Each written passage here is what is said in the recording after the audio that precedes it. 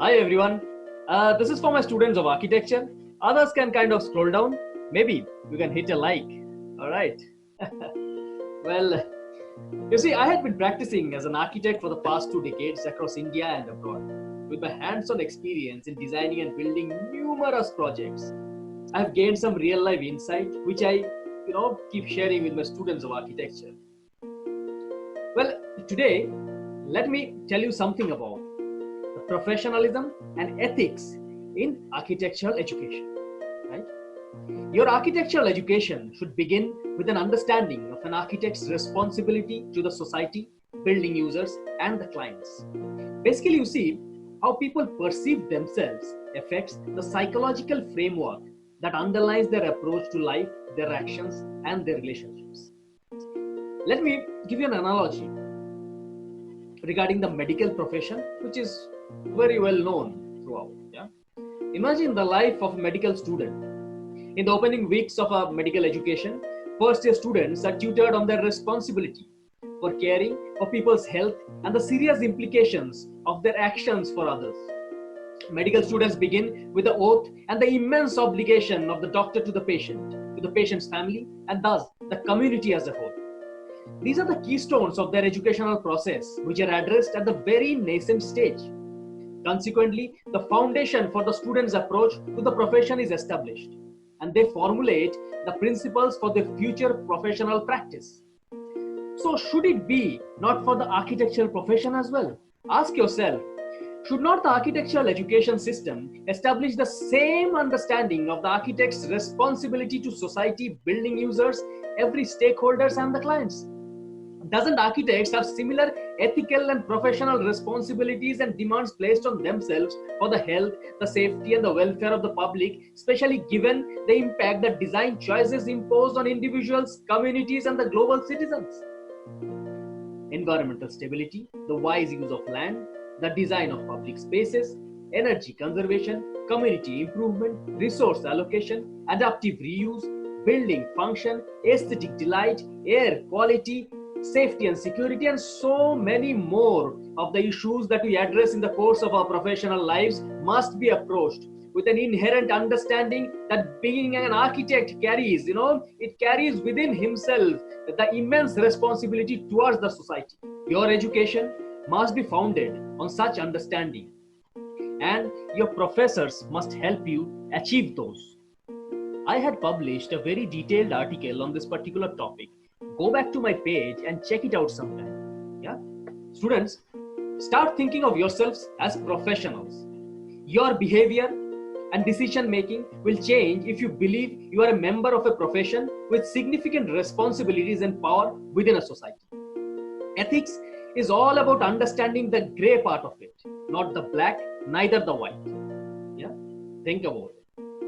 It is about the difficult decisions that place you in questionable circumstances where any decision will result in difficulties for someone else.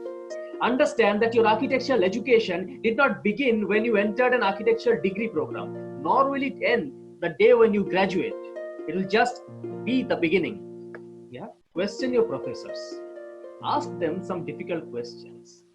Are they practicing what they are preaching? Does their teaching evolve as a result of continuous research and experimentation in the market? Have they done it in real life, in the real industry, or are they just talking about it?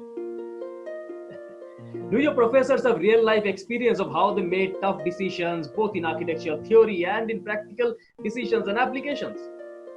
Have they had to choose between two solutions, both of which resulted in outcomes detrimental to someone, even to themselves? Had their understanding been challenged or disputed by others in the design or the construction arena so that they are truly trusted? Ask them. There will be practicing architects who will be visiting you once in a while. Question them as well. Are they acting ethically? Do they participate in community leadership in any way? Do their practices reflect ethical methods and build relationships with the people? Do they continuously seek to grow in knowledge? Do their designs serve clients, users, and the society? Is their company a benefit to the society? Let's do something difficult. ask others to give feedback of your actions. This is tough because you feel threatened. Honesty in responses is also difficult to achieve, but your growth will be greatly enhanced by honest feedback.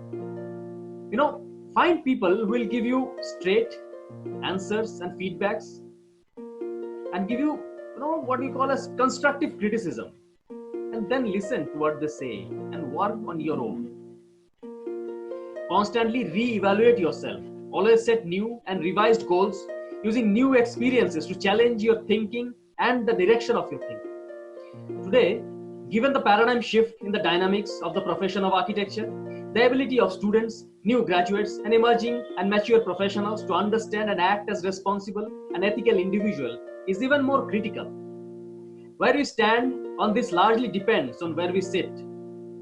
For teachers, this means preparing to review students' work in response to the student performing in a criteria to evaluate the institute's planning and self-assessment.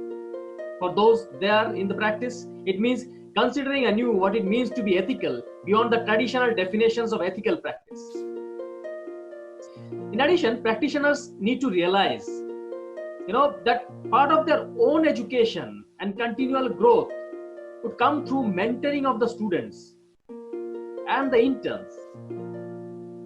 For those who are managing the institution, it means, espousing the belief that a broadly educated student with a deep understanding of the profession and ethical obligations of the profession, who is capable of making decisions and understanding the implications of those decisions, is perhaps the best outcome of any architectural education.